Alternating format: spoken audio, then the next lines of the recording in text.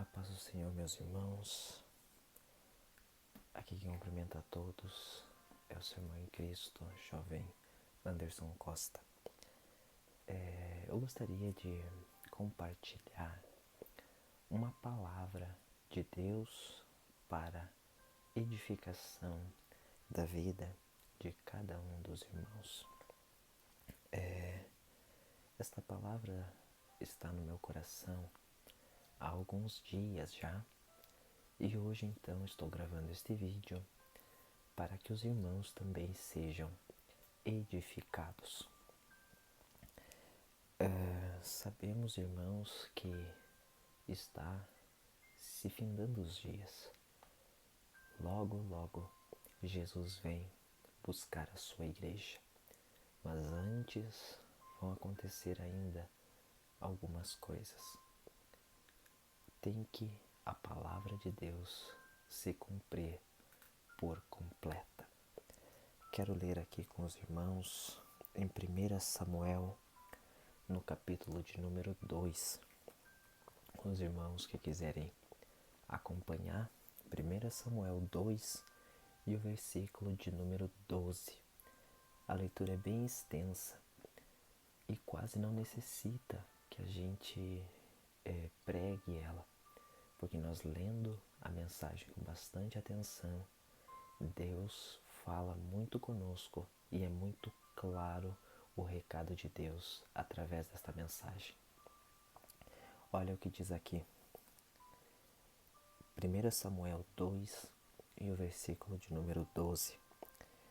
Eram, porém, os filhos de Eli, filhos de Belial, não conheciam ao Senhor, porquanto o costume daqueles sacerdotes com o povo era que, oferecendo alguém algum sacrifício, vinha o moço do sacerdote, estando-se cozendo a carne com um garfo de 3 dentes em sua mão, e dava com ele na caldeira, ou na panela, ou no caldeirão, ou na marmita, e tudo quanto o garfo tirava, o sacerdote tomava para si.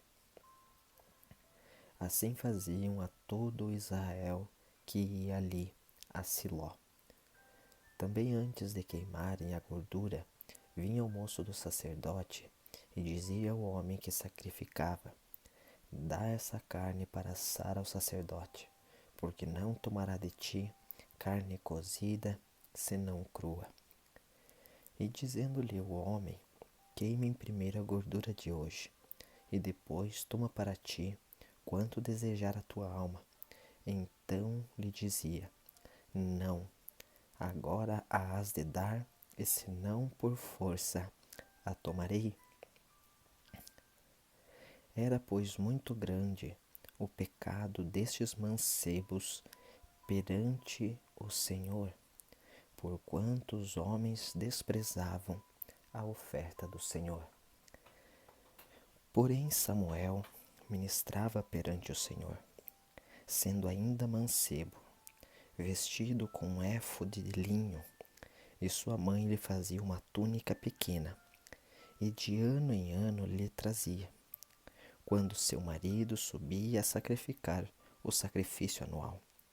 E Eli abençoava a Eucana e a sua mulher e dizia: o Senhor te dê semente desta mulher, pela petição que fez ao Senhor. E voltavam para o seu lugar. Visitou, pois, o Senhor a Ana, e concebeu, e teve 3 filhos e 2 filhas. E o mancebo Samuel crescia diante do Senhor.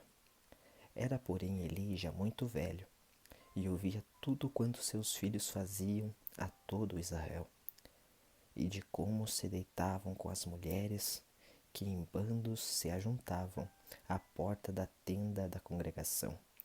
E disse-lhes: por que fazeis tais coisas? Porque ouço de todo este povo os vossos malefícios. Não, filhos meus, porque não é boa fama esta que ouço. Fazeis transgredir o povo do Senhor. Pecando homem contra homem, os juízes o julgarão. Pecando, porém, o homem contra o Senhor, quem rogará por ele? Mas não ouviram a voz de seu pai, porque o Senhor os queria matar. E o mancebo Samuel ia crescendo, e fazia-se agradável, assim para com o Senhor, como também para com os homens. E veio um homem de Deus a Eli, e disse-lhe: Assim diz o Senhor, não me manifestei, na verdade, à casa de teu pai, estando eles ainda no Egito, na casa de Faraó?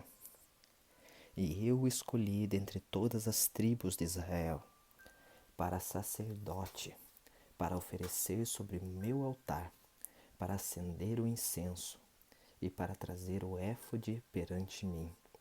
E dei à casa de teu pai todas as ofertas queimadas dos filhos de Israel, porque dais coices contra o sacrifício e contra a minha oferta de manjares, que ordenei na minha morada, e honras a teus filhos mais do que a mim, para vos engordardes do principal de todas as ofertas do meu povo de Israel. Portanto, diz o Senhor Deus de Israel, na verdade tinha dito eu que a tua casa e a de teu pai andariam diante de mim perpetuamente. Porém agora, diz o Senhor, longe de mim tal coisa, porque aos que me honram, honrarei, porém os que me desprezam serão envelhecidos. Eis que vem dias em que cortarei o teu braço e o braço da casa de teu pai, para que não haja mais velho algum em tua casa. E verás o aperto da morada de Deus, em lugar de todo o bem em que houvera de fazer a Israel. Nem haverá por todos os dias velho algum em tua casa. O homem, porém, que eu te não desarraigar do meu altar será para vos consumir os olhos e para te entristecer a alma. E toda a multidão da tua casa morrerá quando chegar a idade varonil. E isto te será por sinal, a saber, o que sobrevirá a teus 2 filhos, a Ofne e a Finéias, que ambos morrerão no mesmo dia. E eu suscitarei para mim um sacerdote fiel, que obrará segundo o meu coração e a minha alma, e eu lhe edificarei uma casa firme, e andará sempre diante do meu ungido. E será que todo aquele que ficar de resto da tua casa virá a inclinar-se diante dele por uma moeda de prata e por um bocado de pão, e dirá: Rogo-te que me admitas a algum ministério sacerdotal, para que possa comer um pedaço de pão.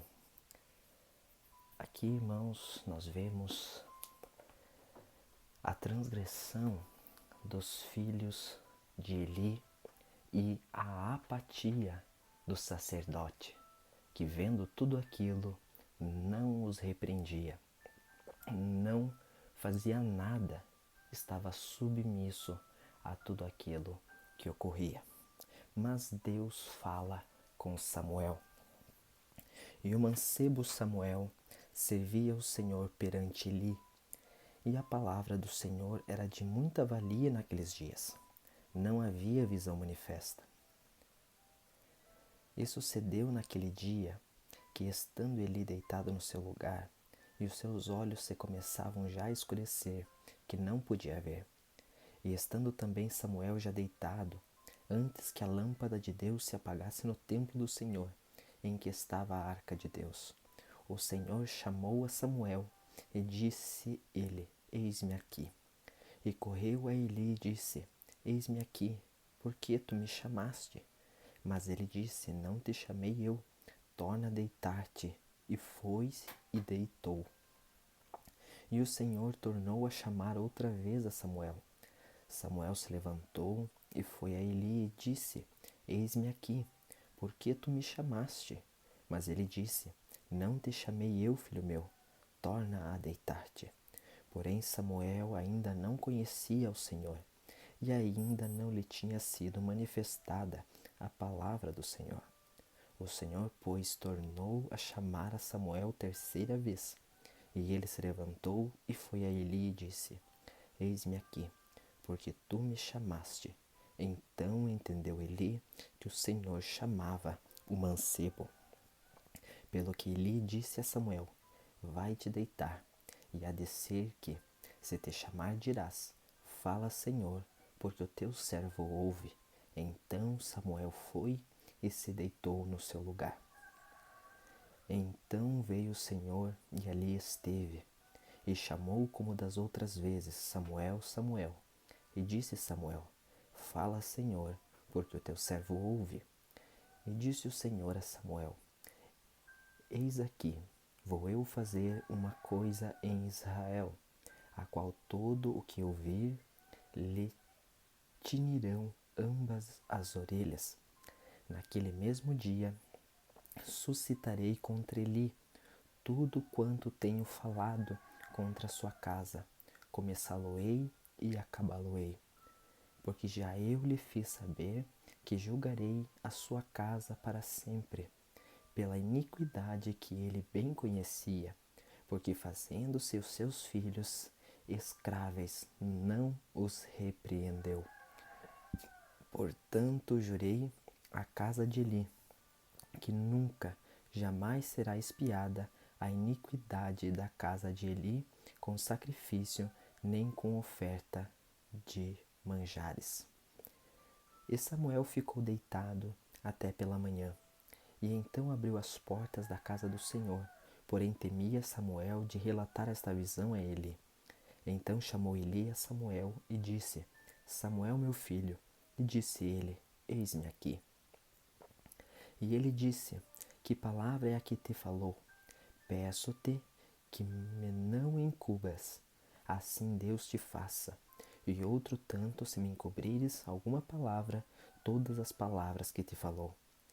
Então Samuel lhe contou todas aquelas palavras, e nada lhe encobriu. E disse ele: O Senhor faça o que bem parecer aos seus olhos. E crescia Samuel, e o Senhor era com ele, e nenhuma de todas as suas palavras deixou cair em terra. E todo Israel, desde Dan até Berseba, conheceu que Samuel estava confirmado por profeta do Senhor. E continuou o Senhor a aparecer em Siló, porquanto o Senhor se manifestava a Samuel em Siló pela palavra do Senhor.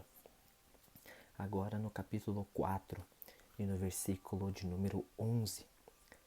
E foi tomada a arca de Deus, e os dois filhos de Eli, Ofni e Finéias, morreram. Então correu da batalha um homem de Benjamim, e chegou no mesmo dia a Siló, e trazia os vestidos rotos e terra sobre a cabeça. E chegando ele, eis que Eli estava sentado sobre uma cadeira, vigiando ao pé do caminho, porquanto seu coração estava tremendo pela arca de Deus. Entrando, pois, aquele homem a anunciar isto na cidade, toda a cidade gritou. E Eli, ouvindo a voz do grito, disse: Que voz de alvoroço é esta? Então chegou aquele homem a grande pressa e veio e o anunciou a Eli. E era Eli da idade de 98 anos, e estavam seus olhos tão escurecidos que já não podia ver. E disse aquele homem a Eli: Eu sou o que venho da batalha, porque eu fugi hoje da batalha. E disse ele: Que coisa sucedeu, filho meu? Então respondeu o que trazia as novas e disse: Israel fugiu dos filisteus, e houve também grande destroço entre o povo. E demais disto, também teus dois filhos, Ofni e Finéias, morreram, e a arca de Deus é tomada. E sucedeu que, fazendo ele menção da arca de Deus, ele caiu da cadeira para trás, da banda da porta, e quebrou-se-lhe o pescoço, e morreu. porquanto o homem era velho e pesado, e tinha ele julgado a Israel 40 anos. Aleluia! Que palavra é essa, irmãos, que o Senhor tem revelado em meu coração? Esta palavra é acerca da apostasia. E nós vamos ver no Novo Testamento também sobre apostasia. Em 1 Timóteo, Paulo escreve a Timóteo, primeira carta de Paulo a Timóteo. Nós vemos a vida do sacerdote Eli, apostatado da sua fé, pois seus filhos faziam o que bem entendiam, faziam todo o povo de Israel pecar contra Deus, pecar contra o Senhor. E isso era mal diante de Deus.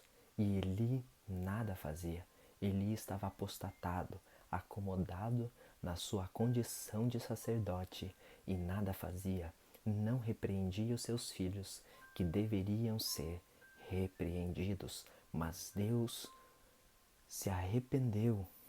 Deus voltou atrás da promessa que havia feito aos pais de Eli. E então quebrou o concerto que tinha feito com aquele povo lá no Egito e erguido a descendência sacerdotal. Deus ordenou um homem de Deus, falar contra Eli todas as palavras que Deus havia mandado.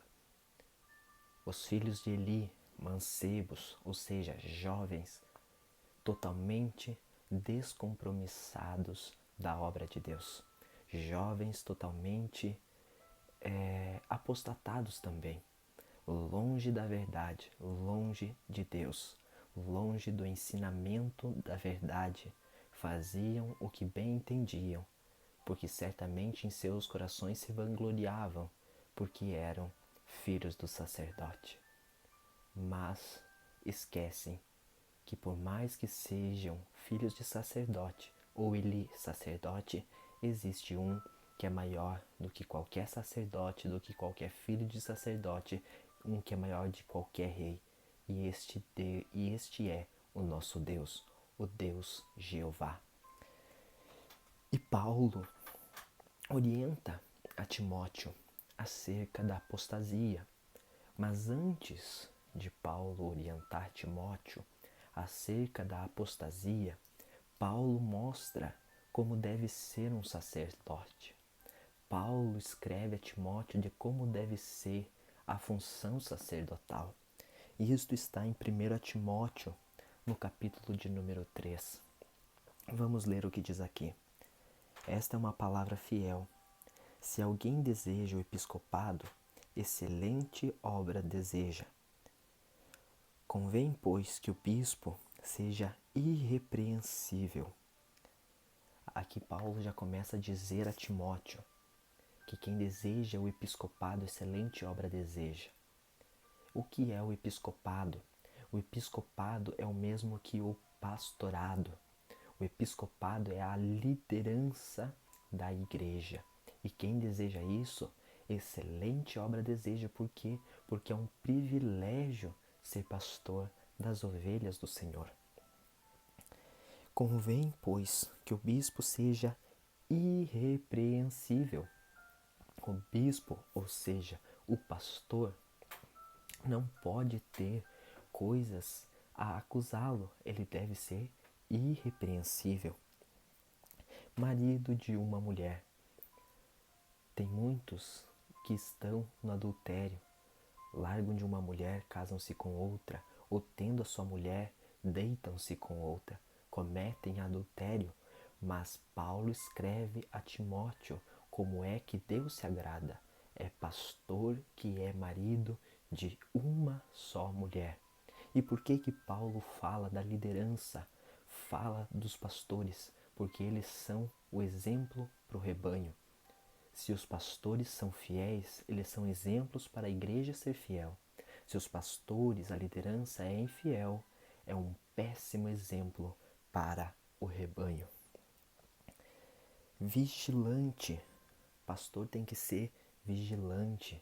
O episcopado, aquele que está exercendo a função do episcopado, deve ser vigilante, olhar as circunstâncias, vigiar no falar para não ofender as ovelhas que são de Cristo, vigiar quando alguma situação adversa começa a aparecer, vigiar para ver quando alguém está fraco na fé e ajudar. Pastor deve ser vigilante. Aquele que exerce o episcopado deve vigiar, acima de tudo, muito vigilante. Vigiar quando o inimigo começa a armar ciladas para tirar as almas de dentro do aprisco. Deve vigiar, deve cuidar. Sóbrio. Aqui não fala simplesmente que o episcopado, aquele que exerce esta função do episcopado, não se contamine com bebida alcoólica. Está dizendo para ser sóbrio, também no trato espiritual, sem bagunça, sem falsas doutrinas, sem falsos ensinamentos, sóbrio no trato, sem alusões a fábulas e coisas semelhantes. Deve ser reto, deve ser algo que agrade a Deus, como diz também a palavra de Deus, para prestar um culto racional, não deixar a irracionalidade tomar conta. Então, o episcopado deve ser sóbrio, honesto. Marca registrada de um bom cristão é a honestidade, hospitaleiro, receber bem o povo na sua casa, receber bem o povo ainda mais na casa de Deus, não carrancudo, bravo, irado. Isto não é função de quem é servo de Deus, muito menos daqueles que exercem funções no episcopado. Apto para ensinar. E para ser apto para ensinar, ou seja, estar aprovado para ensinar, precisa ter conhecimento bíblico, precisa ter uma base bíblica para ensinar. Como poderá um cego guiar outro cego? Andarão os dois para o precipício e nem perceberão. Então é necessário alguém com visão de Deus, uma visão espiritual, para que guie as ovelhas, para que guie até o Senhor naquele dia, apto para ensinar. Tem que ter conhecimento, tem que ter intimidade com Deus, intimidade com o Espírito Santo, uma vida dedicada à obra de Deus para ser apto para ensinar. Poderia alguém que não estuda a Bíblia, alguém que não ora, alguém que não se consagra, ser alguém apto para ensinar? Alguém irado, alguém contendencioso, alguém que só sabe brigar, seria alguém apto para ensinar? Não. Esta pessoa, na verdade, ela serve de escândalo para a obra de Deus. Deve ser apto. O episcopado deve ser apto para ensinar. Quando o membro tem alguma dúvida, quando tem alguma fragilidade, que precisa de um conselho sábio, o episcopado deve estar pronto a ajudar e ter como ajudar. Se não for apto para ensinar, como poderá exercer função no episcopado? Não dado ao vinho, ou seja, não se contaminar, com as coisas do mundo, com as bebidas alcoólicas. Não espancador. Tem aí maridos que batem na esposa, espancam os filhos. Não é aquela surra no filho, quando o filho faz malcriação, uma surra para educar. Não, ele espanca, desconta toda a sua braveza do trabalho, seu cansaço, desconta nos filhos, desconta na mulher. E tem ainda pior, ainda grave, aqueles que são espancadores da igreja, espancadores da noiva, batem na noiva do Cordeiro, batem nas ovelhas do Senhor, ferem com palavras, ferem com atitudes, ferem com a sua vida depravada e querem impor coisas que, assim como os fariseus que não vivem e querem impor sobre a igreja. Espancadores não podem ser parte do episcopado de Cristo. Não cobiçosos de torpe ganância. Quantos que estão numa função pastoral apenas por reconhecimento, apenas por ter um título de pastor, apenas para ter uma posição que quer aplausos, que quer reconhecimento, que quer que o vejam e o reverenciem. Isto é desejar uma ganância torpe. Outros tantos por dinheiro, outros tantos porque querem meter a mão no dízimo, nas ofertas. Ganância, ganância não pode fazer parte do pastorado e do episcopado de Cristo. Não avarento, tem como ajudar, mas não estende a mão, tem condições de ajudar as pessoas necessitadas, mas encolhe sua mão. Não, eu preciso fazer reserva. Este não é um bom pastor, não faz parte do episcopado de Cristo. Que governe bem a sua própria casa, tendo seus filhos em sujeição com toda a modéstia. Esta é uma obrigação do episcopado, senão se torna como Eli. Eli não governava bem sua casa, não tinha seus filhos em sujeição. Por isso que acontecia tanta depravação da fé.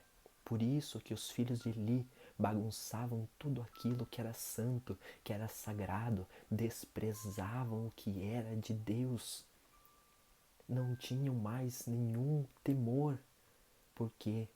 Porque Eli não governava bem sua casa, não tinha seus filhos em sujeição. Mas o episcopado, o pastorado, deve governar bem sua casa, deve ter seus filhos em sujeição com toda a modéstia. Porque se alguém não sabe governar a sua própria casa, terá cuidado da igreja de Deus? Aleluia! Se não sabe governar nem sua casa, que é algo material, se não sabe nem ter seus filhos em sujeição, será um bom pastor? Fará bom uso do episcopado de Cristo? Será? Não fará. Por quê? Porque no mundo espiritual há uma guerra constante. Se não consegue levar sua casa em ordem, muito menos a obra de Deus. Levarão a obra de Deus relaxadamente. E aí a Bíblia nos revela: ai daquele que leva a obra de Deus relaxadamente. E também por isso a palavra de Deus nos diz que ai dos mestres, por receberão mais duro juízo. Por quê? Porque tem que ser irrepreensíveis e governar bem as suas casas e também o rebanho de Deus. Não neófito, para que ensoberbecendo-se não caia na condenação do diabo. O que é alguém neófito? É aquela pessoa com pouco conhecimento espiritual. É aquela pessoa que ainda está dando seus primeiros passos na fé.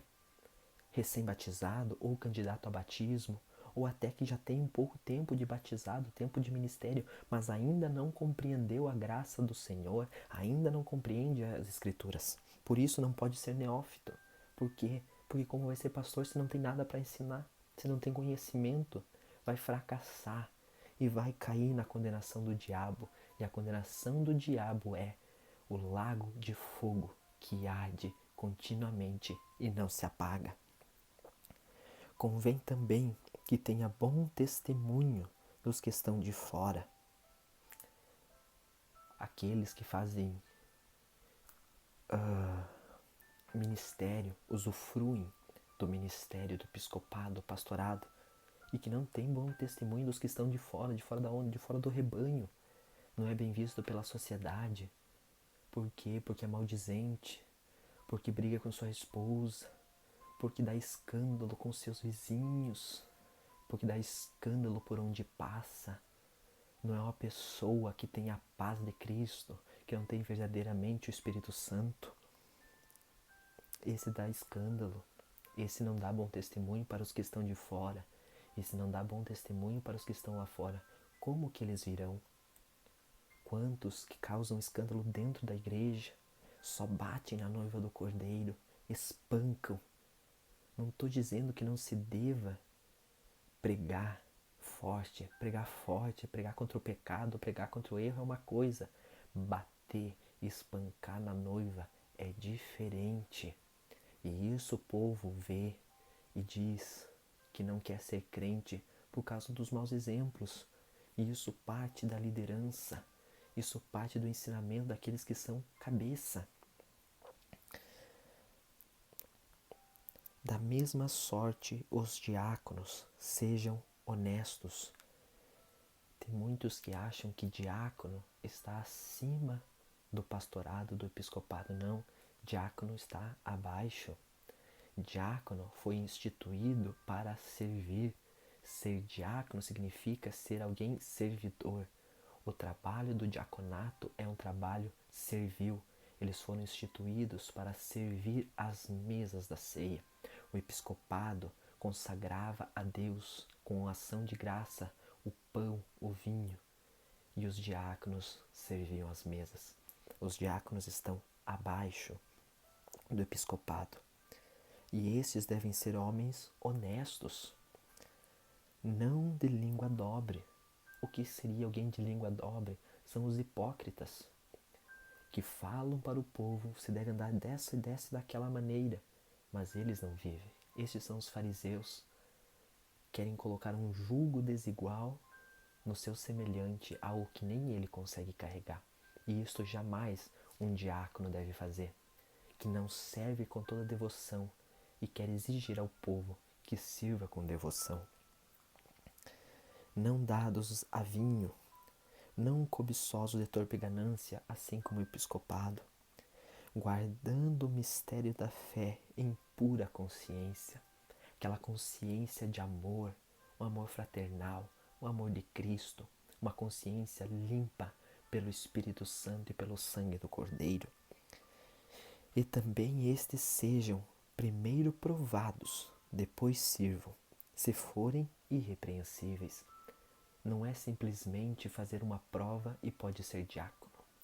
Não é simplesmente querer ser diácono porque outro vai ser ungido a diácono que será um bom diácono. Não, para ser primeiro diácono deve ser provado. Provado na fé, provado se é um homem de oração, provado se é um homem de santidade, provado se é um homem que governe bem sua própria casa. Provado em todas as coisas, deve ser irrepreensível. Se não for irrepreensível, não caia nessa, porque será desprezado pelo Senhor. Por quê? Porque não está cumprindo os requisitos que Deus exige para o diaconato. Da mesma sorte, as mulheres sejam honestas. Mesma coisa que os episcopados, diáconos, as mulheres também devem ser honestas. Não maldizentes. Quantas vezes é até comum dizer: olha, como é feia a roupa da irmã, está se vestindo mal, está se vestindo assim e assim, olha aquela irmã, é coisa e tal. É até quase comum, mas é comum para as mulheres do mundo, não para aquelas que são separadas, aquelas que são lavadas pelo sangue do Cordeiro.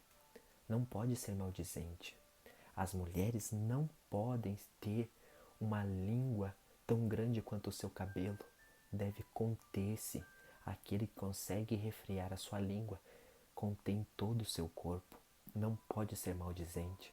Tem que ter uma língua sã, não uma língua de ira, não uma ira de contenda, não uma língua de fofoca, não uma língua que humilha, uma língua que rebaixa, uma língua que faz confusão. Não pode ser maldizente. Sóbrias, não só sóbrias do álcool, como eu falei do episcopado, mas sóbrias na sua maneira de viver, retas, honestas em santidade. E fiéis em tudo, fiéis a Deus, fiéis a seus esposos, fiéis nos mandamentos do Senhor. Os diáconos sejam maridos de uma mulher, e governem bem seus filhos e suas próprias casas, assim como o episcopado. Porque os que servirem bem como diáconos adquirirão para si uma boa posição e muita confiança na fé que há em Cristo Jesus. Ou seja, se for fiel a Deus no diaconato, receberá um lugar de destaque na presença de Jesus. E isto é glorioso. Esta recompensa é maravilhosa. Aleluia. Mas tudo isso é obrigação para o episcopado, para o diaconato e para as mulheres. Mas por que aqui não fala dos membros em modo geral? Por que aqui não fala da juventude de um modo geral? Porque aqui está falando com a liderança. O episcopado e o diaconato são os mais altos cargos. Mas e as mulheres? As mulheres são as auxiliadoras.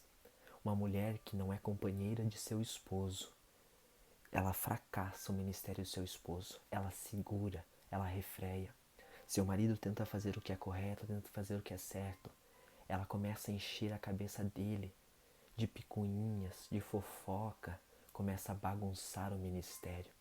A mulher deve ser sábia para ajudar o seu esposo, para ser auxiliadora e não alguém que vai fazer o seu esposo fracassar no ministério. Isso aqui é obrigação.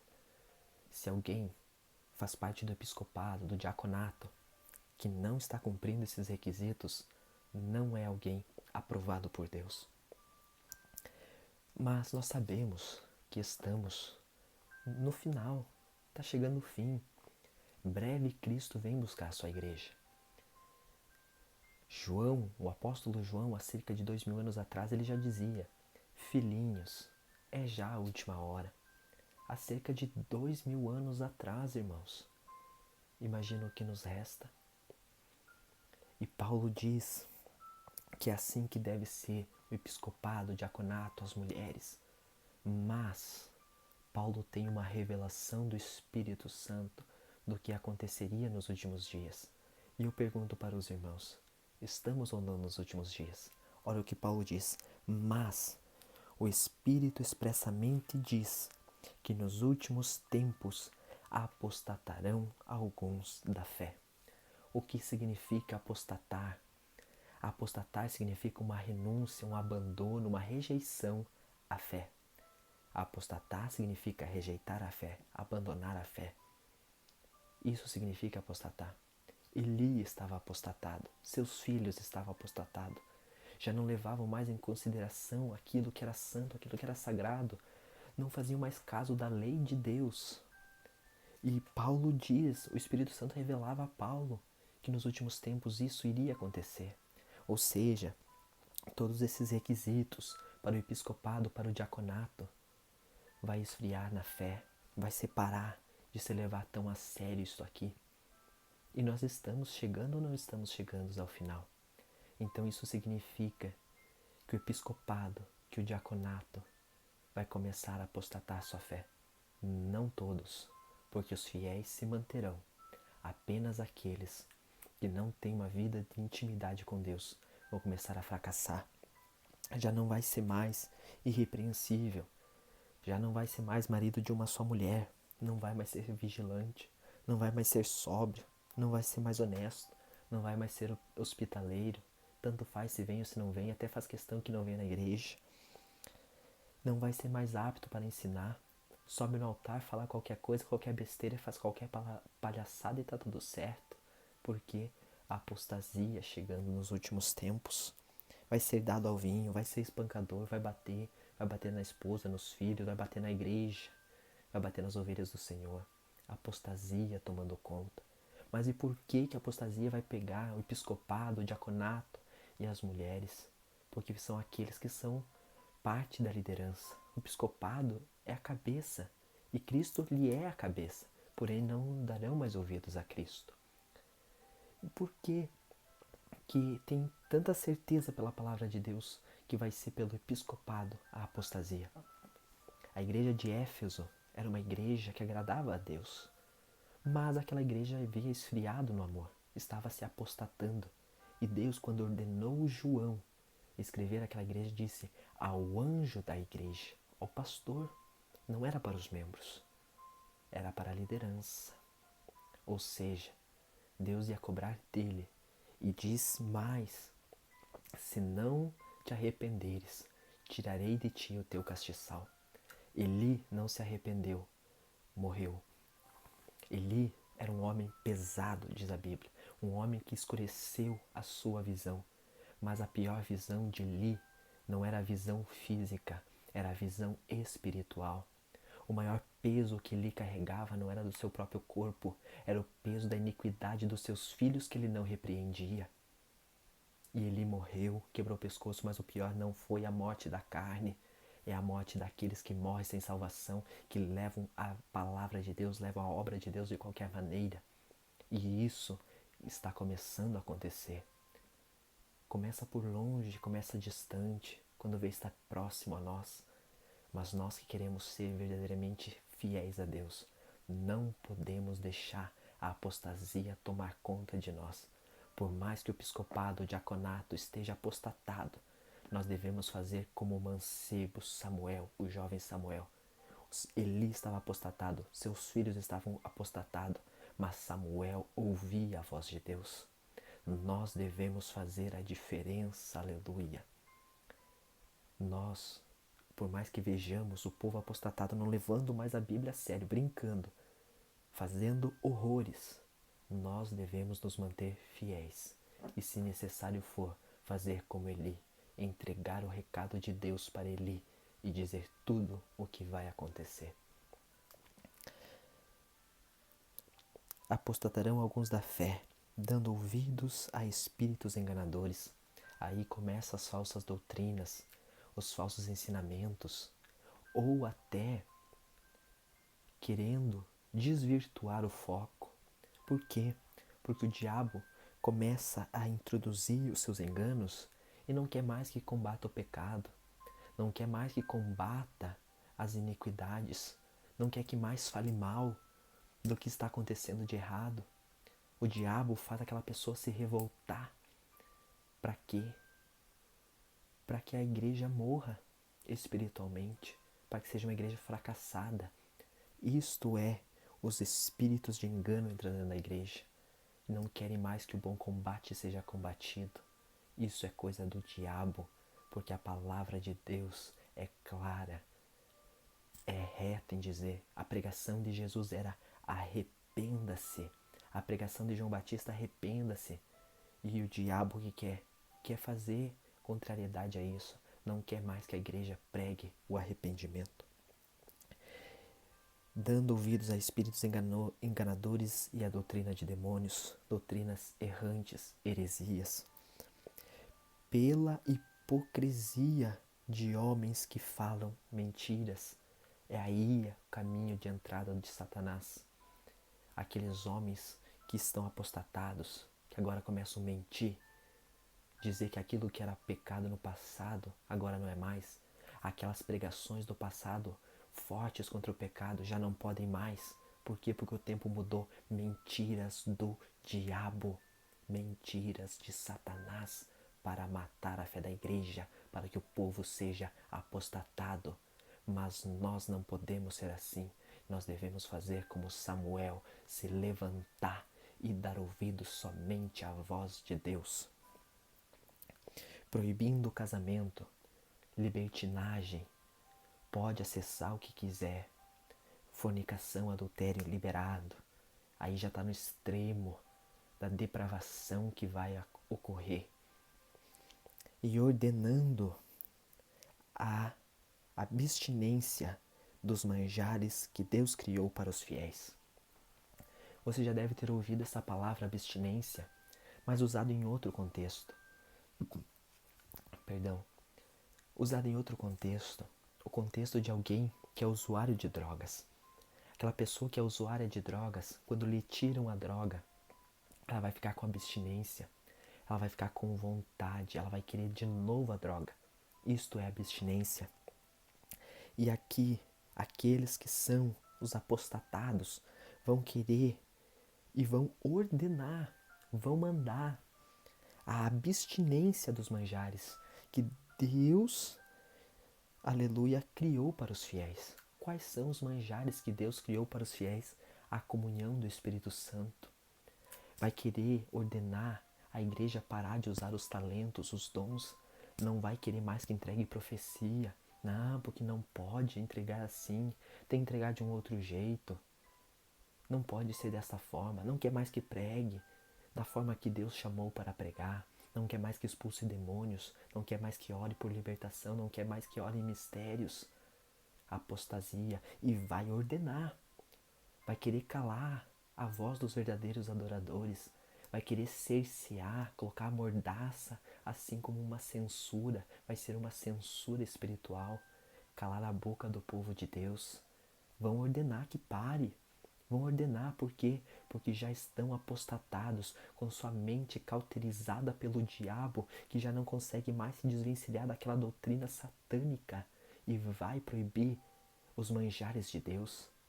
Já não vai ter mais busca por dons, já não vai ter mais utilização dos dons. Por quê? Porque estão apostatados, estão sendo carregados pelo diabo para o inferno, para o lago de fogo e querem levar o povo junto. Mas nós devemos fazer como Samuel, dar ouvido somente a Deus.